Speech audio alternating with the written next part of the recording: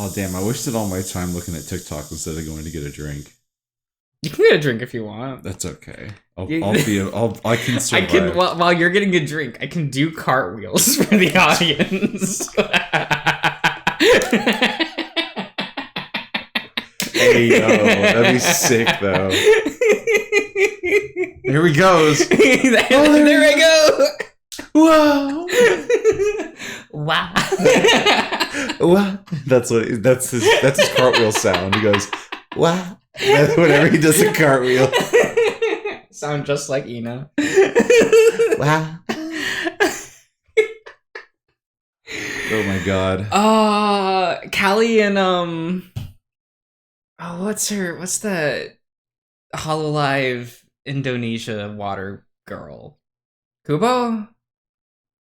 Yes. Yeah. I had to like they put out a collab song. Yeah, I saw. Yeah. It's good. It's pretty good. Hello, everyone. Howdy. And welcome back to the Full Dark No Stars Riverdale podcast. This was insane. This is so wild. There was so much. Characters getting held at gunpoint. I love the intense pissing match between Hiram and Archie in this episode. It was good.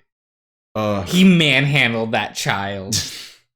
He really did, though. He pinned that child to the floor, and he's like, "Hey, you like that?" And he was like, "This is how you dominate your rival." In front of a whole bunch of other teenagers, and I'm like, so this is how you dom. Yeah. That's how he says, this is how you dom. Why is he talking like this? Why is this happening? Like, he's very good at like the intense kind of stare. Yeah. But when he tries to like look and be aggressive, it's kind of funny. He's a little guy. He's built, but he's a little guy. Mm-hmm. Like he's pretty marginally shorter than Archie. Yeah, and a whole bunch of characters cut ties with a whole bunch of other characters. The bridges that Veronica has burned in just these two episodes. So good. Mm-hmm. Man, the swerve of Veronica and the Pussycats. It's like, oh my god, yes, that was good. Queen slay. Because like, I don't know if it's just the way that the actress is kind of playing it, or if it's intentional with how Veronica's wanting to do this, but like, is she really like whole hog going in, or does she have like an ulterior motive, right? I think I assume what's going to happen is she's gonna do this to a point where she has enough control to protect her friends. Like with getting in like the daddy business. Fair enough. Yeah. I could see that. I assume that's her goal, because that's very CW. Yeah. She's like, because she wants to be strong enough to protect her friends, because she's not a bad apple. She's not going full I liked that plot line a lot more than like the serpent plot line in these two episodes. I'm just like, Jughead's just yelling at people. People are yelling back at Jughead. And then everyone's like, yeah, it's fine. Yeah. Pretty much. Pretty much. Because it's just like... Because by the end of that, my question is like, what happened to Penny? What do you mean? Exactly. She was like, I'm going to take over the serpents. I'm going to cut the tattoo off of Jughead myself. They frame a different, well, not frame, but like they discover it was somebody else, and then just Penny. But like Penny would still be wanting to get revenge on Jughead, though. Yeah, right. Like that's what they were in the middle of doing, you know. And then they just didn't bring her back up, because it's like, you know, sure, Penny's like sort of manipulating the situation a little bit or whatever. Yeah, but the way it comes to it, Jughead still violated a major law and should have to face consequences for that. And just like that part I'm fine with. It's the like, Penny's the antagonist. It doesn't matter that Tallboy did the thing for Hiram for the head, right? Penny's still an antagonist that wants to do something to Jughead, right? So where did that go? Because she was not, when they came after they got the head and came back, she was nowhere to be seen. Yeah, I'm like, because I would follow up should be like, she doesn't care. She's still gonna gun for exactly. Jughead, like right? That's like, what I was expecting. Because that the actual conflict doesn't matter to Penny. She just wants Jughead's head on a pike. Yeah. Like, okay, I get it emotionally, and that has to come back at some point, I'm assuming. I hope. Because she is one of the better antagonists. She's pretty How do you cool. feel about Betty's brother? We actually got to know him a bit. Finally. Like, the way they painted him at the end of the first episode where he showed up, where he's like looking at Betty. Yeah. Like, I was expecting something a lot more like fucked up and like him being more manipulative. Yeah.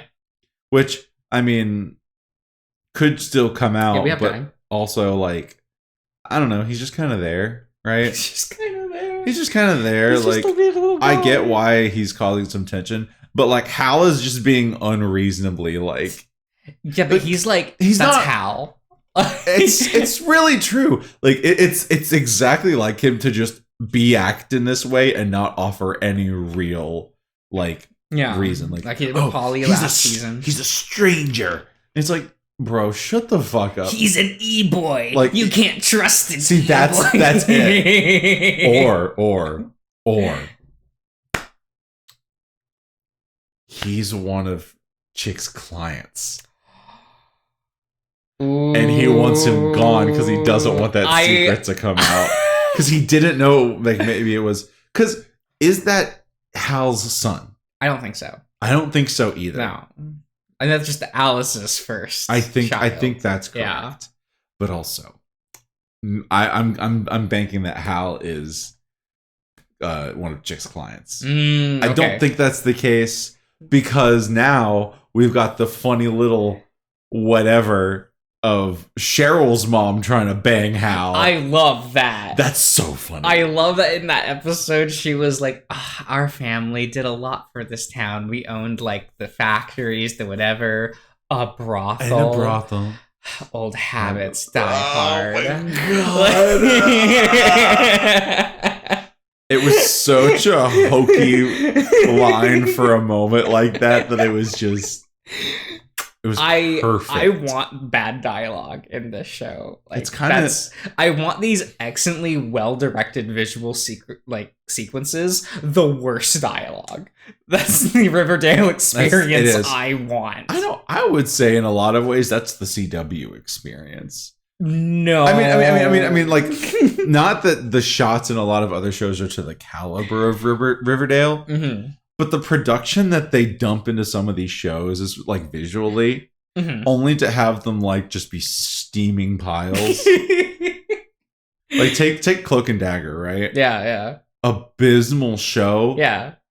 Really nice to have like muted, actually. Yeah. Like, I did see the costume work and I was like, that's not the worst Tyrone I've ever seen. Like, it has its moments. I mean, like, the worst Tyrone is every Tyrone. It's every Tyrone. Tyrone is the best. I love that Tyrone is, like, the worst part about Cloak and Dagger. It's so funny to me that they, like, Dagger, cool. Literally everyone loves her. Tyrone, they're like, shit, Tyrone, get it together. Yeah, come on, Tyrone. Fucking Tandy's right there, setting a perfect example. Come on. And then he's just like, Duckney. I feel so much. I remember, and I'm like, bitch. I started reading one of theirs a while ago of Tandy was trying to get into the X-Men. Yeah. But they wouldn't let her in because she doesn't have the X gene. Doesn't have the X gene, yeah. So mutation was done to her. Yeah. But she was not a mutant because she wasn't born with it. Yeah. It's like the Spider-Man situation. Yeah. So they're like, nah, get the fuck out of here, bitch. And she's like, ugh. Because she was like hanging out with some of the others and like doing a test and stuff like that. Yeah. But then like it kept cutting back to like her being analyzed from another room. And they were just like, she ain't got it. She's not a mutant. She's got everything else. Like she's capable, got the acumen, whatever. No X gene, no mutant. Nope. Can't be in the X-Men. Sorry, go kid. Crawling to the Inhumans. Yeah, get out of here. Get the fuck out of here. And then like, because like it feels like 80% of Cloak and Dagger comics, they're not together. Yeah, well, that's the point, right? It's like the gimmick is like they're similar to like Hawkman and Hawkgirl, where it's like the idea is like, oh, they're the perfect partners, but then what conflict do we give them? They're separated. Right. Well, I mean, not separated as in like they're just like by whatever's going on has separated them. Just they're fighting and like they are being. No, I know what I said. Okay. It's the same thing. Okay. You know? So sometimes like. But like they each have a physiological. You have like Kendra who's just like fuck off. Yeah. But they have like a physiological need to actually be together. Yeah. Like because their powers balance each other out so they don't like end up killing themselves or other people. Yeah. But then it's just like never used. It's like whatever. No. Yes. Whatever. That's the thing, right? You get presented these characters like, oh, they're opposites, but they complete each other. They're meant to be together. Conflict. You disrupt that relation. You separate them. Right. Be like, ooh, look, conflict. Ooh. I'd rather introduce another love interest that tries to take away one of the other two. Like, right? Like, I mean, hey, for Cloak and Dagger, I'm sure Tandy could definitely do better than Tyrone. So yeah. Like, you introduce a Cheryl for for Dagger. I don't know. Emma's kind of a Cheryl. She's too old for. Damn it, you're right. Emma's too old.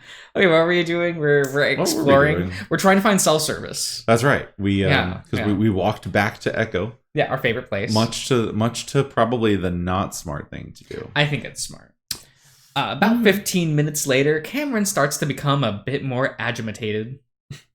They're on a dirt road at this point, and every now and then, here and there, they walk past crumbling structures of what used to be houses and trailers. You think the cell service stopped working since you read about it? I don't know. They said it's pretty sporadic. Who said this exactly? The paranormal forum peeps. I hope they're trustworthy. They are, or at least they have no reason to lie. I think the paranormal gives people incentive to lie, especially if you're not gifted. Sure, but we're talking about cell phone service, not ghosts. That was pretty good. I tried to shove that. Good. I tried to tuck that yawn down in there, but it was fighting me, dude. I was losing that battle. Could also be a scheme by those crazy locals to lure their victims into town. You're joking, but I know you're still worried about that, so I'll just point out that it's highly unlikely because that would leave too much of a paper trail. I'm not that worried, especially now that we've made it this far and nothing. Oh shit! What? Damn it, I just had a bar for a split sec. The bear waves his phone around over his head, spinning in a slow circle. Yeah, you know he's doing that. Yeah, it's so funny. He's doing the zoomer point. It's so funny. I love that, calling it the zoomer point. Oh, no. What the hell, Dev? You scared me. I'm sorry, babe. Anyway, I think it came from this direction. Dev indicates a rather large grouping of trees off to the side of the road that forms a bit of a miniature forest. Of course, why does it have to be the creepiest thing in sight? You want to hang back while I check it out? No. Is that a question? Cameron doesn't respond, instead sliding his paw into the one Dev's offering that they... Yeah, and they start to make their way there through the sagebrush full of ticks. Full of ticks. The sagebrush. Full of ticks. Oh, God. Ah! He said it. Imagine all the ticks we're picking up. Oh. Lit. Fire. Dab. I thought we were done with this route. No. Forever. We're gonna see the face that looks like a rock face. That looks like a rock. That looks like yeah. Exactly. Don't worry, babe. I'll comb through all your fur when we get out of here. Want me to carry you? I'm fine. Alright. Just don't think about the tarantulas and scorpions.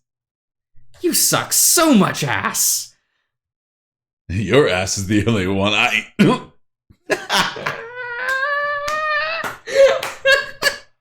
Hey, yo. Fucking bass, let's go.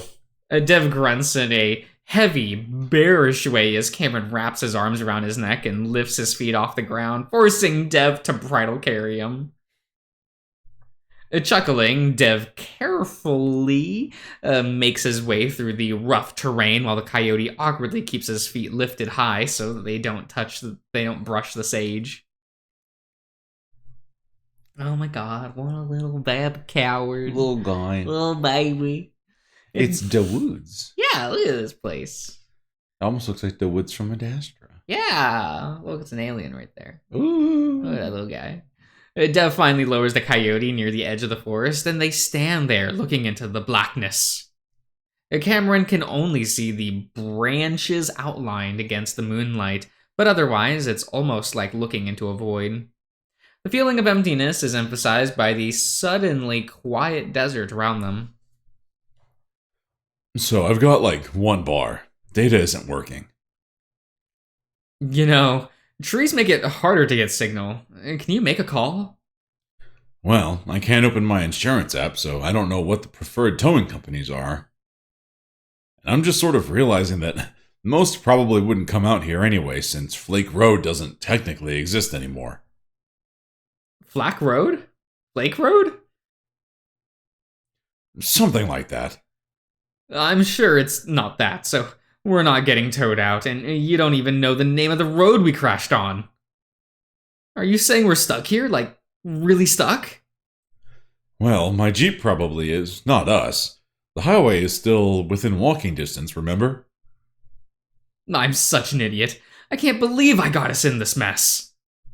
Hey, I don't give a shit about my Jeep. Besides, I just got an idea. Dev taps his phone a few times, then puts it up to his ear, but only for a few seconds before he scowls. What? Call dropped, but it rang for a sec. We are so dead. I've killed us. Oh, stop it, honey. I'll try texting. Who are you texting? An old friend of ours. Who? Damn it, I swear the bar just keeps disappearing every time I try to send. I'll try some different angles. Dev is hunched over his phone, tapping away. Cameron just sighs, letting Dev do whatever it is he's doing. Despite the bear's attempt to placate him, the coyote knows that they both know that this is his fault. Why don't you just tell him what a stupid idiot piece of shit I am? Cameron doesn't want to admit it, even in his mind, but one thing he liked about Dylan was that he didn't sugarcoat things for the coyote. He'd tell him when he was an idiot, either with words or fists. The coyote turns his attention back to the forest, staring into the dark. Dev doesn't know anything about him. Dev doesn't know anything about him and Dylan, and Cameron sure as hell isn't going to tell him. I love that you keep saying his name like that. That's what it says. It's just not how you pronounce That's it. what Dylan. But Dylan. The pronunciation Dylan. is not phonetic. Dylan. It's not as written. Dylan.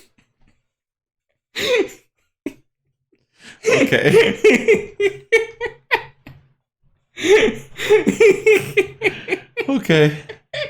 Okay. Isn't Jughead's brother is Dylan, right? Dylan? Is it? Jughead's brother? Jughead has a brother? Sprouse. Oh, yeah. Dylan Sprouse. You could have said Cole. Cole and Jughead are two different people. I don't know. Have you seen some of the interviews where he has his hair slicked really stupidly? Okay. And like he's indoors but takes out a cigarette and lights it and is doing an interview like that? Cole nowadays is different. He was recently on an internet show and he has like this really gross, scraggly mustache beard kind of thing. Yeah, he does. It's kind of like not the greatest look for you, Mr. Sprouse. No. It's real unfortunate. Dylan's making alcohol. It's fine. Yeah, it's fine. We should. Do you know the name of his alcohol? Because we should buy it and try it. Give me a minute. Dylan Sprouse. OU, not OW. I mean, I spelled it wrong. We got there. Beer. Dylan Sprouse beer. What's it called?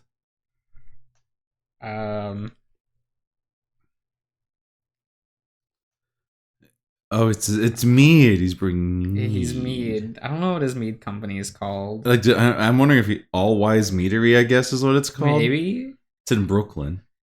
Brooklyn. He's doing it up in Brooklyn.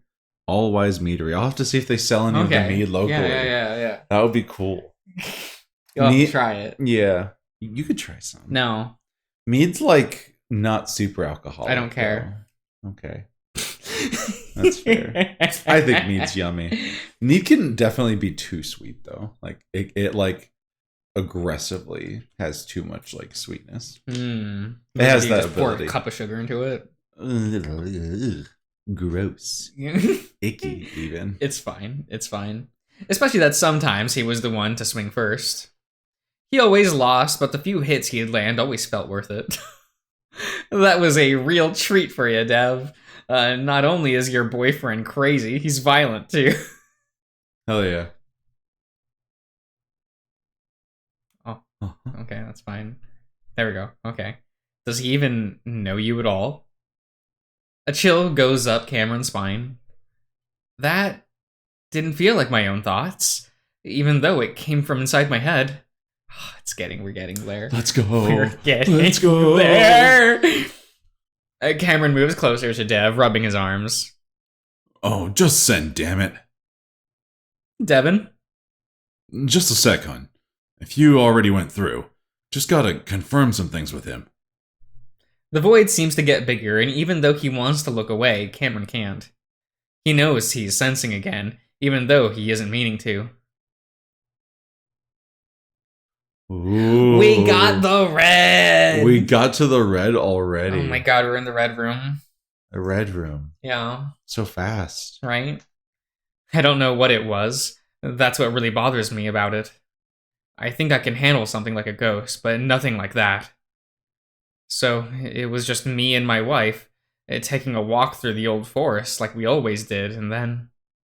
I don't know, I just got this weird feeling, and everything went real quiet. Then this voice started, a man's voice, and it was kind of eerie, like it wasn't real. Hard to explain, but it was like it was an electronic thing, a machine. It started yelling at us in this sort of playful way, like it was making fun of us or taunting us. Said things like, the devil walks beside you, and I'm taking you to hell. Weird crap like that. It was coming from the tops of the trees, and you could kind of hear it go up and down and come closer, like it was swinging through the branches. And yeah, it scared us, because it didn't make sense. The voice, where it was coming from, and it was saying, what it was saying. None of it made sense, and that's the scary part. So we ran, and then we said some nasty things about my wife. Oh, it said some nasty things. So I picked her up and ran as fast as I could.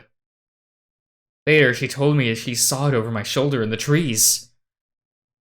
Had a hard time explaining it, which I understand because I can't explain it all. At all. And she said it was a shadow. A shadow person that was moving through the branches. You could see it. She said light bends in a weird way around its body, like it was encased in a glass globe of something. She hasn't said much about it. She doesn't like talking about it, and neither do I. I'm only telling you because I feel like there needs to be a record of it somewhere. It just feels wrong to go out of this life without, I don't know, letting people know that unexplainable stuff happens to a lot of people, and I hope we figure out why. And this might not be important, but I had dreams afterwards where I'd be in that forest, and this shadow creature would come plowing open and out into the open. And then sounds would come from where its mouth would be. I'd hear a young man screaming for help, all distorted like it was recorded on a tape, and then there'd be this high-pitched laughter. Shit! Damn. Ah! Hey, did you hear that? That laugh? Yeah, it sounded like a drunk dude kind of far away. Your screaming is what made me scream. It was like a cackle, like a cartoon witch or something. It was right next to us. I've heard it before. Well, I wouldn't say it was like a witch. It was kind of high-pitched, I guess, but again, it was pretty distant. Oh, wait a minute. Give me a... Is the audio proper? That's the one. Yeah. Okay. I don't know if there's anything going on right now. I just haven't seen like the audio. Oh, it's because Anything was it because he switched this to this a little while back for the headphones? Perhaps. I don't know if that would change. I mean, that's just going to be. Actually, that would make sense, wouldn't it? This to go. Oh, not to that. I need to do this to go to the LG TV. So now it is coming through the television. Yeah. Okay. But I think it is currently quiet right now in the scene. But you could be right. I could just be wrong. Oh, it's fine. I think we should go. Why? I think it's just like a drunk hick or something. I'm almost done messaging Artie. Oh, arty farty. Okay. Something bangs like a screen door swinging closed and not very far away.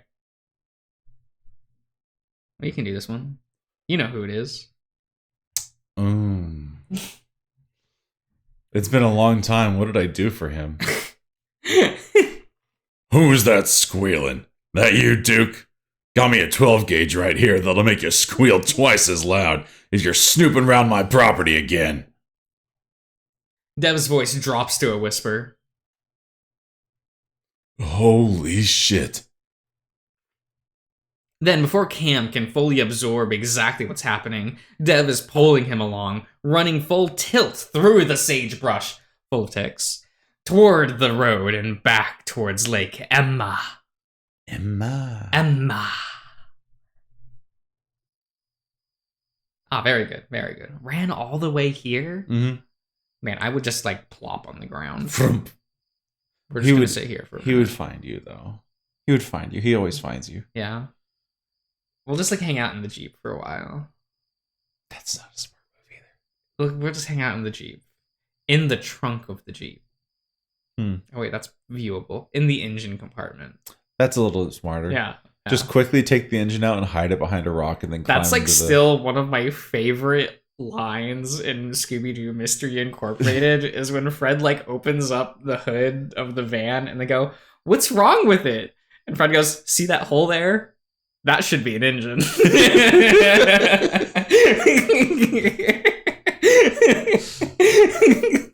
a lot of good just moments in that fucking show. That's what that show felt like, a collection of moments, you know what I mean? Because, like, individual episodes, sometimes just, like, the biker episode, completely, like, just, I don't No, I like that episode. I just don't remember it very well. I like looking at parts of that episode. I'm sure you do.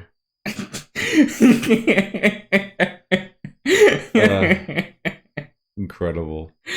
It's fine. It's fine. Is it fine? They looked hot.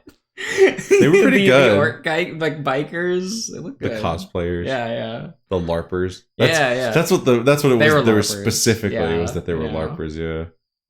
Yeah. Devin's feet ache from the plethora of rocks he's trampled on. The tough paths on the underside feeling almost torn up from the rough terrain. He's thankful, though, if only for the fact that he hadn't ran himself. Oh, excuse me. And Cameron into a cactus. Dev? Cameron's voice jerks with every running step. We're almost there. Dev huffs and puffs for air, now aware that he's a bit more out of it than he realized. He hadn't ran in earnest for at least a few years. Dev, we're out of the town. The bear slows down now that his stuck Jeep is in sight, and he finally lets go of Cameron's paw before doubling over to rest his paws on his knees, wheezing.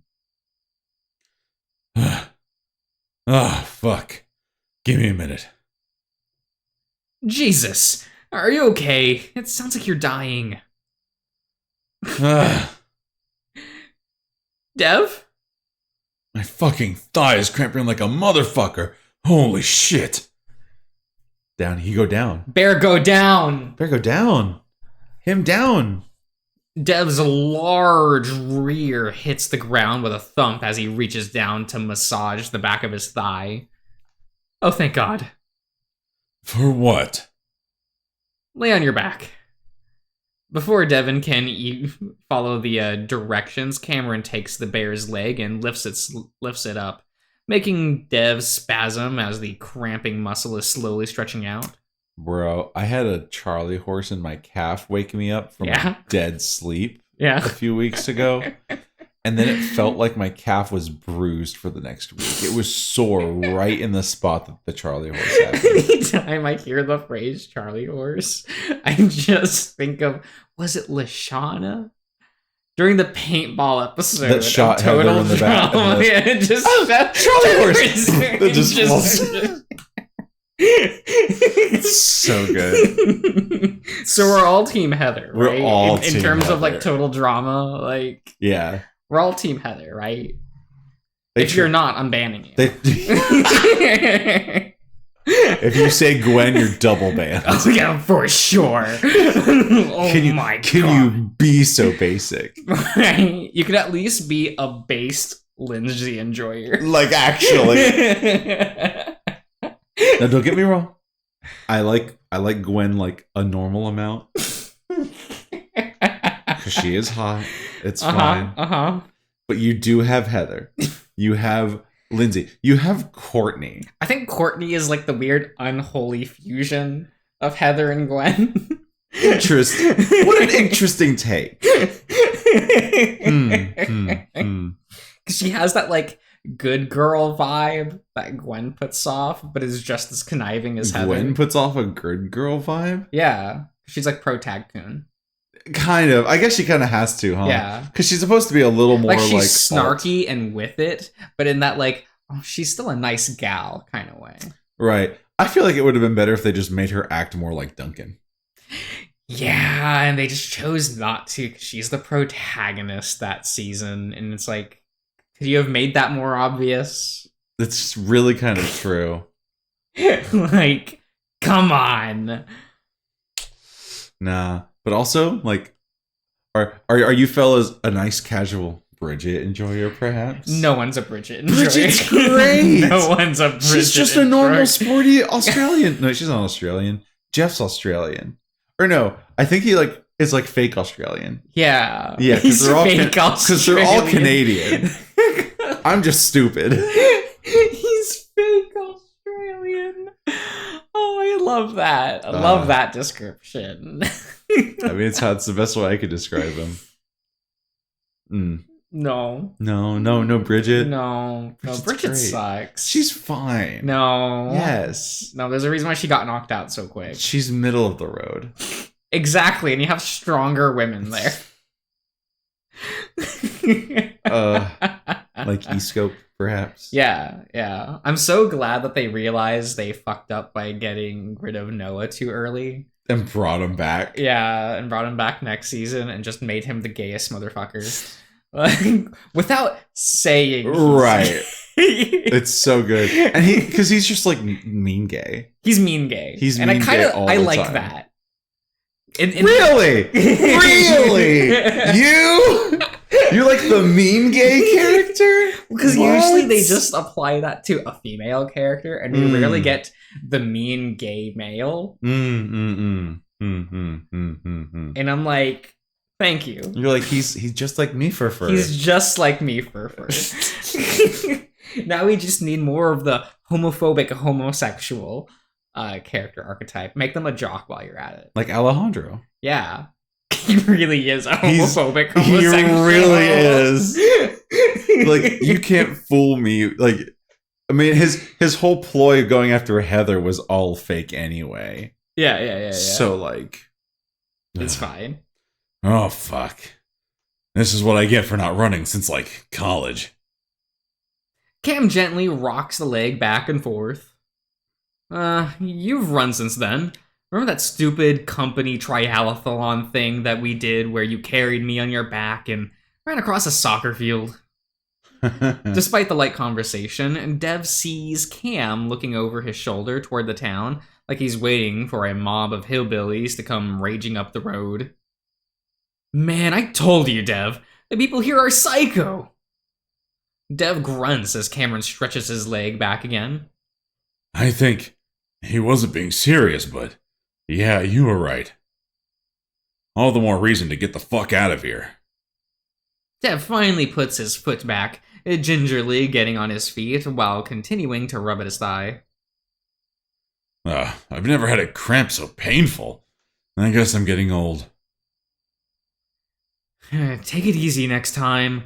You were more scared than I was. You said it yourself, he was just a drunk hick. You forgot the part where he's got a shotgun. Well, he threatened that he had a shotgun. Whether or not he had one is kind of... We never saw it. Yeah. Never saw You say, it. like, bet. Yeah, I bet. Come at me. Yeah. It's a 50-50 chance. Right? I'd go for it. Easy. Easy clap. Yeah, I'd be more surprised if he didn't have one. Did you think he's gonna come looking for us? We're not hard to find out here. Sounded like he thought you were some other hick. I think we're fine. I suppose you can pull trailer trash and put trailer trash in the same category as hick. So that makes sense. We can keep our eye out for right now, though, just in case. Who did you say you were texting again? Artie from college. He just happened to be up and he's still living in Mesa. Said he'd drive out right away, so he could be here in like 3 hours. Mr. Artie Tardy? He's gonna be here in like 10. Oh boy. Huh? Why Artie, though? I don't know. He was at the top of my contact list, and I knew he still lived in the state, so I gave it a shot. He can give us a ride at least, I guess. He's got one of those massive trucks, so he might be able to pull us out. His last message said he'd be here in 3 hours or less. Well, I guess that's not bad, as long as we're out of here by morning. I don't want you getting caught out in the heat all day. You've got a shit ton of water, and I need to cool down. Devin waves his paw at the lake. Cameron stares at the lake, seeming to think, then looks back at Dev. Listen, while we were in the forest, I don't know. I didn't see anything, but I think I did some light touch sensing. Or the right way. Dev's upbeat move disappears in an instant. What? Why would you do that? It was automatic. I was just asking some questions.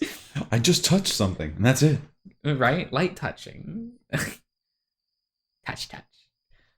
Well, it kind of just happened, and I made sure to not interact or anything. And it was just fine, at least for the most part. What I heard was creepy. Okay, well, now I'm gonna tell you to be careful again, because I don't want a repeat of what happened at the motel. Well, like I said, I couldn't exactly help it. Anyway, do you know about a shadow person in that forest that spoke with a distorted electronic voice? Why are you here, little lad? He wants to say hello. Dev is caught off guard. He knows Cameron is trying to take the focus off of the fact that he's still messing around with the supernatural in a dangerously supernatural place. But he also knows exactly what Cameron is referring to. The chapter in the Haunted Echo titled Entities of Static described exactly like that. And in the thick of trying to figure out who to call, he hadn't realized that was the don't bump into the microphone, you little bitch. He's bumping into everything. He's been doing this the entire time, where he's just headbutting literally everything. I mean, he wants affection. Like, fine. Dev surprises. Dev surprised must be pretty obvious on as Cameron grins. No way, am I right? Cameron's sudden joyous reaction surprises the bear. Well, yeah, you're right. Can you believe this? Sorry, I don't know why I'm so happy. It's just... there's a fucking reason for me being the way I am. I can't deny it anymore. It's hard to explain, but that kind of changes my entire life. Cam's bottom lip trembles with emotion, and Dev shakes off his feelings of unease, drawing him into a hug. Come here. I know what you mean, baby. Well, I don't personally know, but I've wanted you to feel that way for a long time. I'm really happy for you. I feel like I can do something. I don't know. Maybe even help people with this. Cameron's voice is muffled against Devon's chest. Oh, sure, of course. Let's find a better place than here, okay?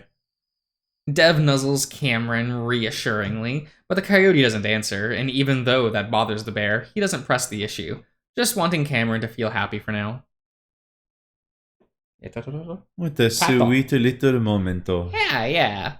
Okay. Well, I think we'll end the part here. Okie dokie. So we'll see you guys around.